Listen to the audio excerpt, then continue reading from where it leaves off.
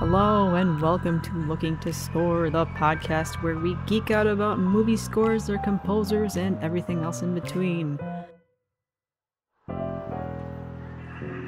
I'm Breanne, and joining me as always is the creature from the Black Lagoon, Brett Blake. Hi. How are you? I'm fantastic. Are you ready for spooky season this year? I'm always ready. First of all, it's always spooky season in my heart. Oh. But then when the calendar actually rolls over, it becomes extra special. It explodes out of your heart like the Grinch. Or like an 3 alien times. chess person. Oh, even better. Even better. All right, so today we are bringing you Halloween Music, the sequel. Part 2. Yeah. I mean, last year we did deep cuts. So, and these are kind of deep cuts. Deepish cuts. I mean, there's some pretty well-known composers, certainly on my list, two pretty big heavy hitters. And, not all of this would technically be, at least my picks anyway, would technically be exclusively Halloween, but they're all, I think, pretty underrated horror scores that we're going to talk about here. Yeah, for sure. And mine are a little more atmospheric from some well-known Halloween movies, but Yep. We're keeping with the fun here and bringing you some mood music for the season, I think. Definitely. So why don't you kick us off? All right. So the first one I wanted to touch on is Twilight Zone the movie, which was composed by Jerry Goldsmith in 1983. And I think this is a really fun score, partly because the movie is an anthology. So Goldsmith actually gets to basically compose 4 sort of mini scores in one, each of them with a pretty distinct personality. And the cue that you're going to hear is called A Face in the Window. And it's from the 4th and final segment. And it's definitely the most openly horror infused. You'll hear Goldsmith using the violin to sort of suggest a devious kind of a threat, but it's also a little bit playful in a way too. And I think it definitely sounds influenced by Danse Macabre, the classical piece, which uses the violin in a very, very similar way. And I'm sure that was a conscious decision by Goldsmith. And as you listen to this, if you are a fan of Goldsmith, you will probably be able to tell that he took a bit from this score and redeveloped some of it for Gremlins the following year. It's not one-to-one. It's not like he ripped himself off, but you can sort of sense that there's a rhythmic sort of motif that probably got stuck in his head, and then he sort of pilfered that and redeveloped it for Gremlins. So let's listen to A Face in the Window from Twilight Zone the movie.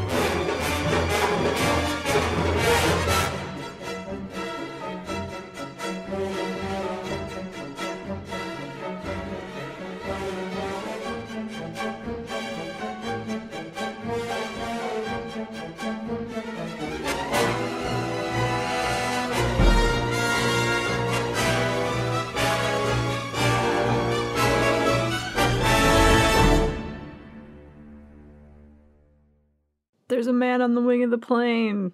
There is. I mean, this is perfect music for a John Lithgow freakout, isn't it? I mean, this is exactly what you want. Yeah, that staccato violin motif is just fantastic at creating, the paranoid mood and even just general mischief. Exactly.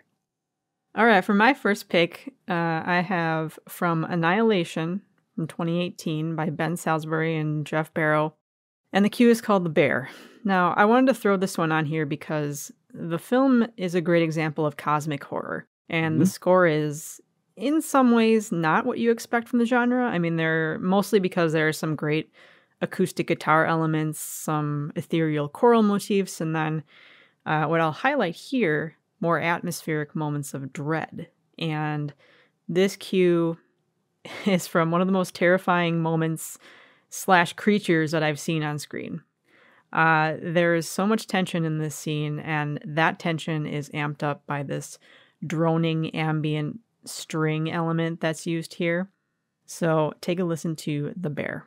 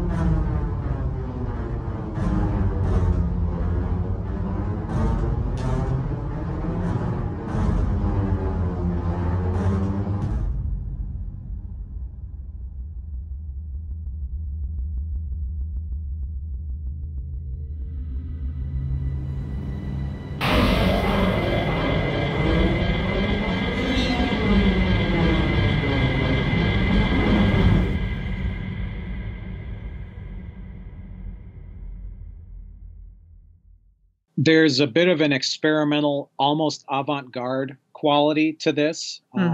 Very electronic. Yes, in a way. But it's very effective, especially within the context of the scene that it's accompanying, which is pretty unsettling. It's a very unsettling sequence in that film. All right, my next pick is from Mary Shelley's Frankenstein by Patrick Doyle from 1994, and the cue is called The Creation. Now, Doyle's overall score for this movie is very grandiose, very over the top, very massive in scale. And this cue, which is for the scene where Frankenstein first brings the monster to life, is kind of like a condensed version of the entire score in 2 minutes. Like this is a full-on frontal assault in terms of like what this score has to offer. Lots of orchestral flourishes, particularly in the strings and the brass. It definitely sounds like this is music for a mad scientist who's like feverishly throwing switches and triggering gears and hoisting equipment into place. And if you like this cue, you will love the score, because the score just gives you more of this for another hour and 5 minutes, and it's fantastic. And also listen for some pretty subtle usage of organ to add just a little bit of an extra gothic touch. So here's The Creation.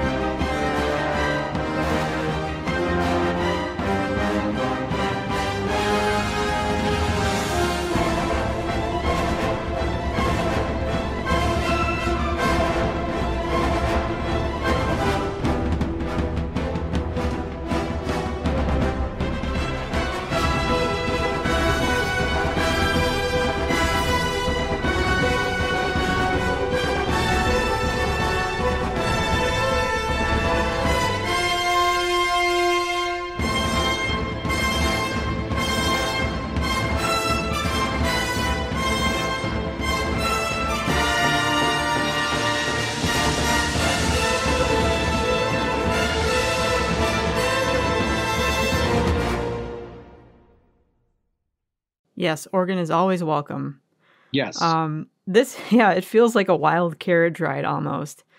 And I almost get the feeling that Kenneth Branagh lets Patrick Doyle go nuts when scoring some of his movies, especially Absolutely. during this time.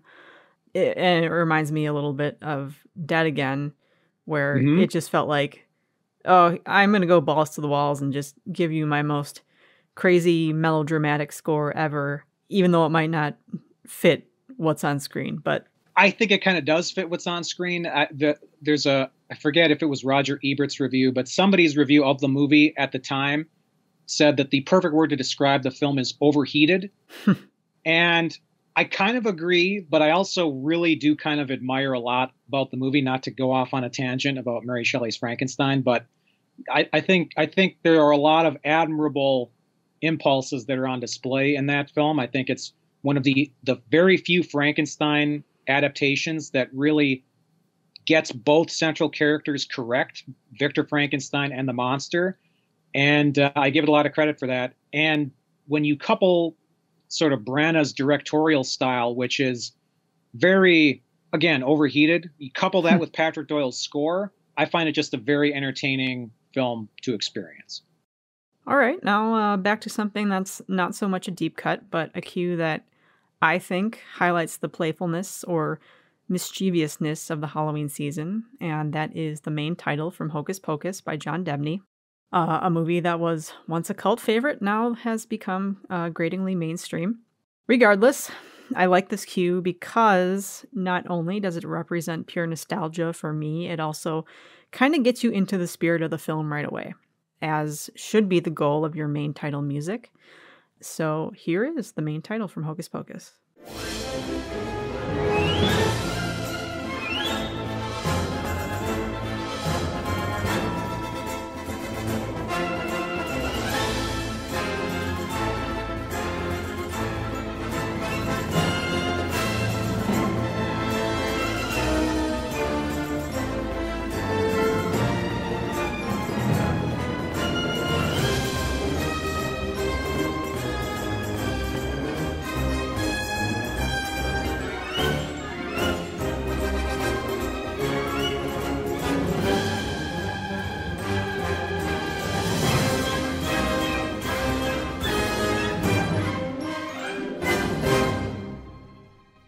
This cue might as well also be titled Halloween Shenanigans, because that's basically what it sounds like in a good way. I mean, it's definitely music that sort of perfectly captures the more innocent aspects of sort of trick or treating and Right. Halloween night, that sort of thing. Mm-hmm.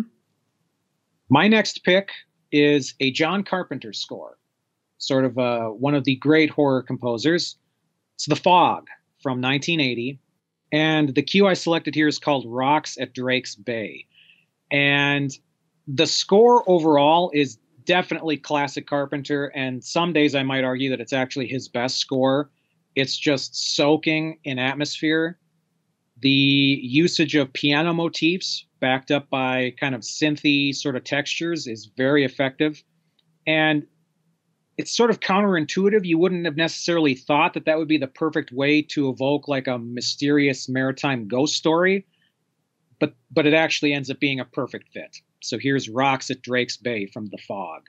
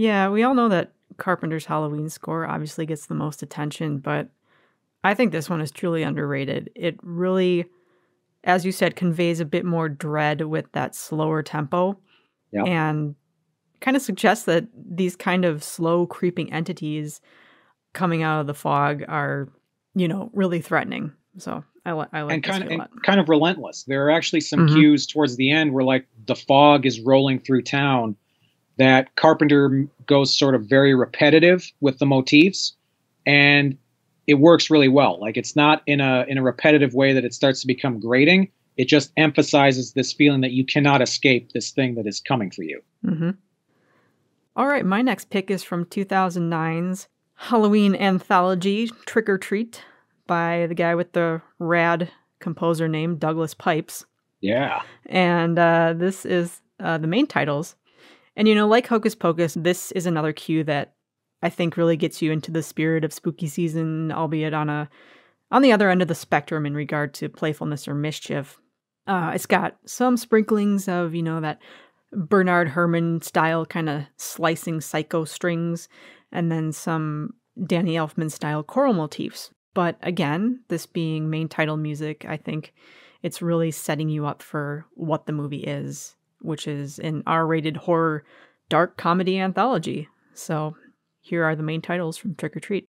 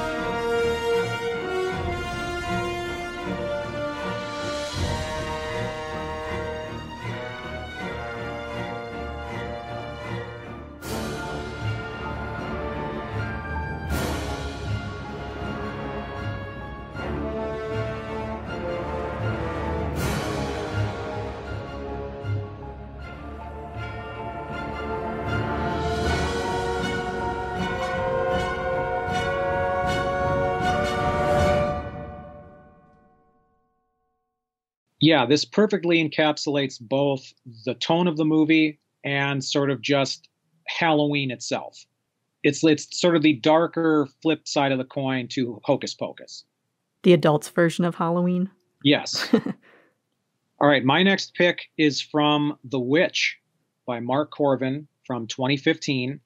And this is a cue called Caleb's Seduction. Now, the score as a whole is not at all thematically based. It's much more interested in creating a chilling and atonal sort of texture, very eclectic instrumentation. Sometimes it can be grating to listen to, but I think it's generally pretty inventive stuff. And in this cue in particular, there's the usage of processed sounding strings that almost sound like vocalizations that to me is actually pretty frightening. And it definitely sounds like music that is appropriate for like occult or satanic goings on. So here's Caleb's Seduction.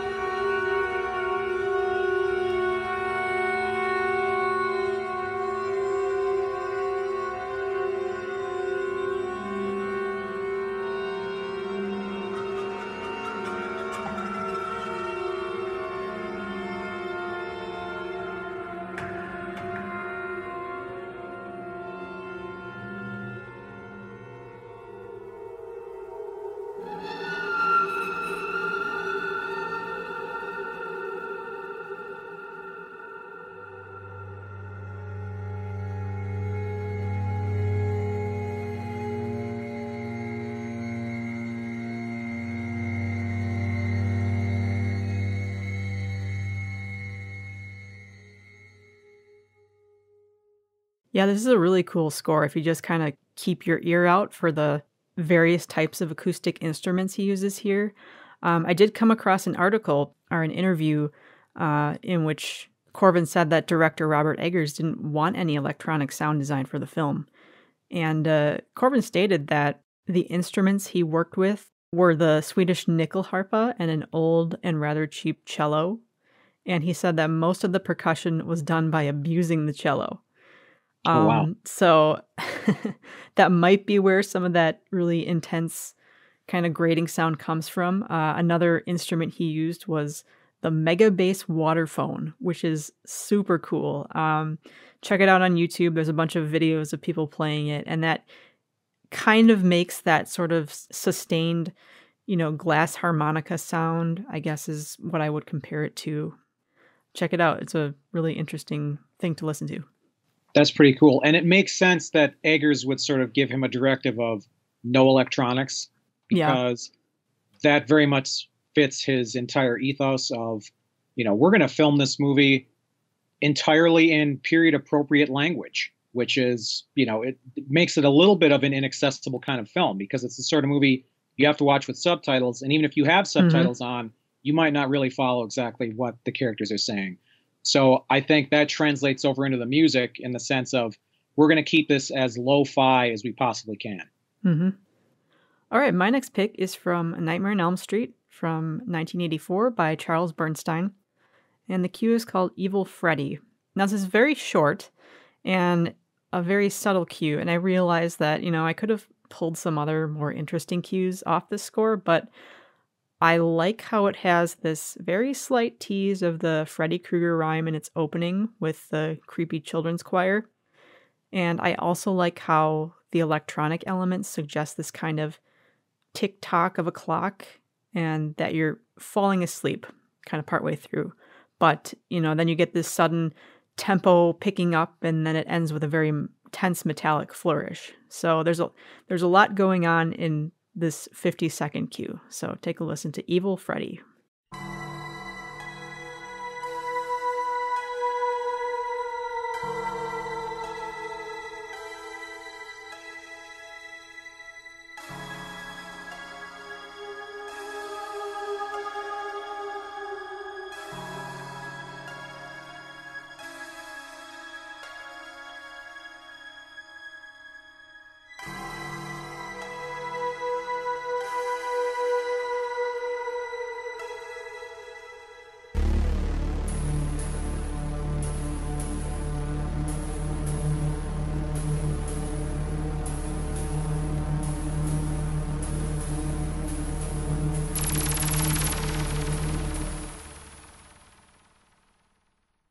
There's also a sort of a synthetic vocals type sound that I find very effective as well. It's like the souls of Freddy's victims or something are sort of coming through the music.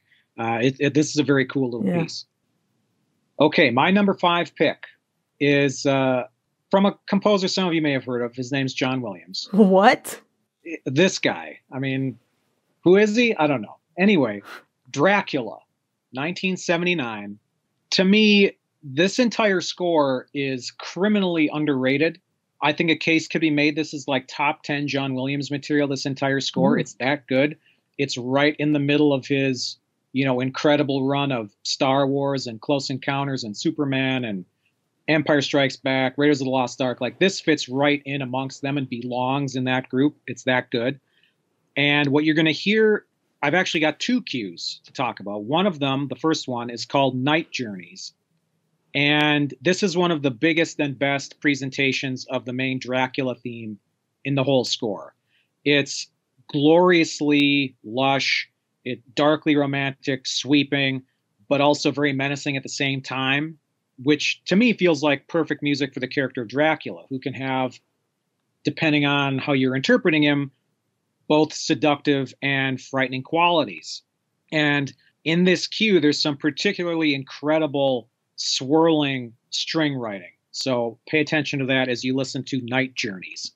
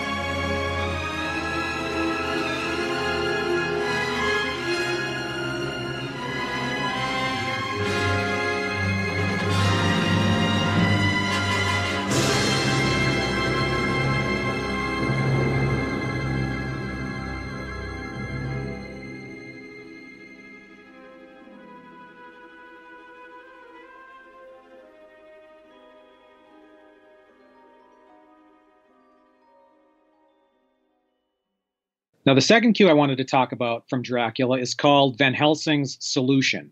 And this showcases what is Van Helsing's theme in the score. And it's used to underline sort of the moments where he is realizing that there's a vampire on the loose. And after that, then plotting what to do about it. It has this feeling of a macabre mystery to it. And it's a very simple motif that gets gradually more and more fleshed out as Williams develops it. And it almost turns into kind of an action theme by the end. So here's Van Helsing's Solution.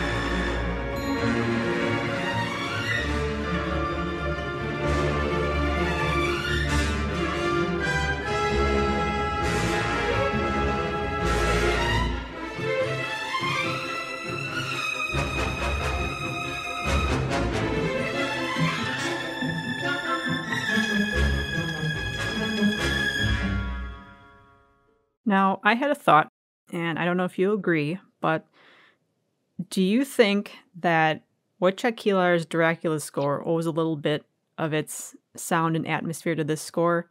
And the same thing with Danny Elfman's Wolfman score. I think they both lean heavily on that low string triplet 16th note motif that, kind of swirls around.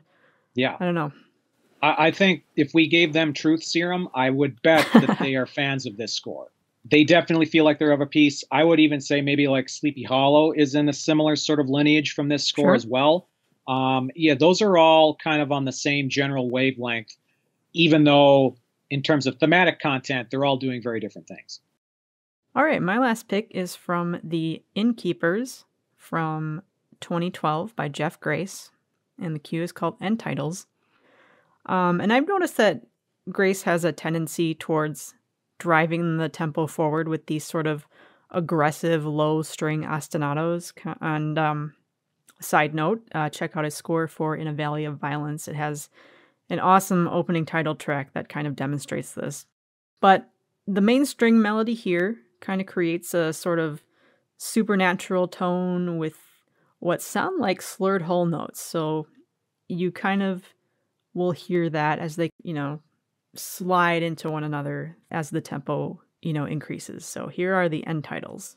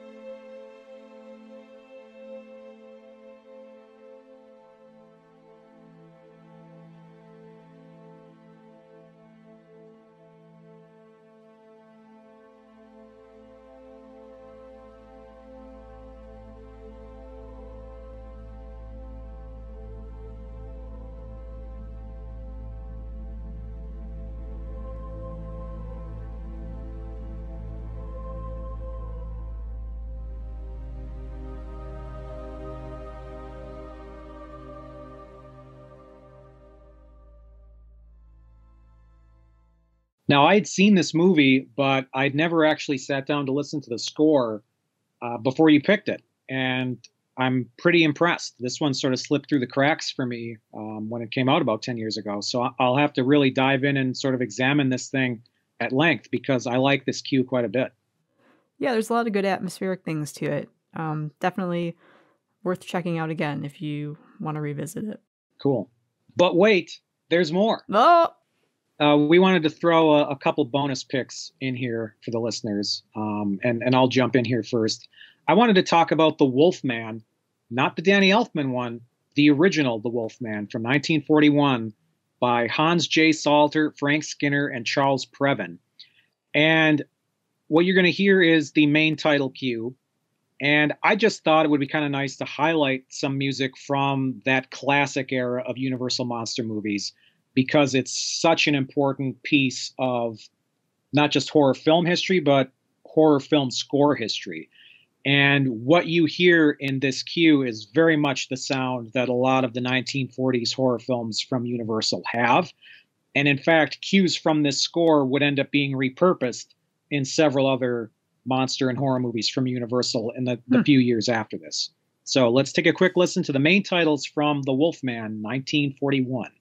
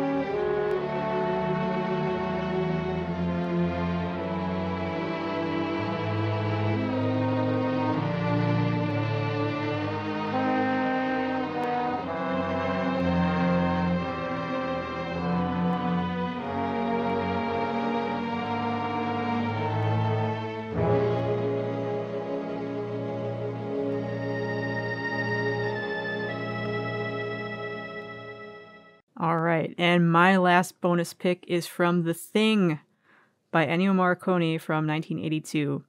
And this is just a quick one. It's called Contamination, and I just wanted to throw it on here because it's the quintessential creepy crawly sound with pizzicato strings and just a building intense feeling with those. So this will make your skin crawl.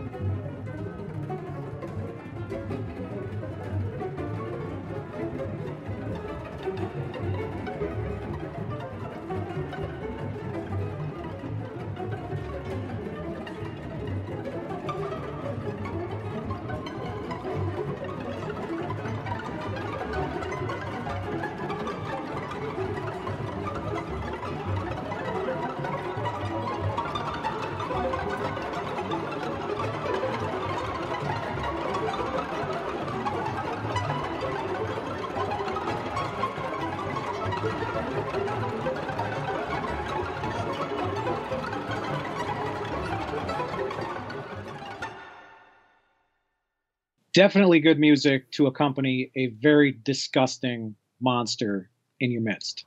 Mm-hmm. All right, we hope you conjure up some creepy monsters in your midst this Halloween season, take a listen to our companion playlists for this episode. You'll find them on Spotify, link in the description of the show. And thank you for listening. We hope you have a spooktacular Halloween. Until next time. Bye. Goodbye.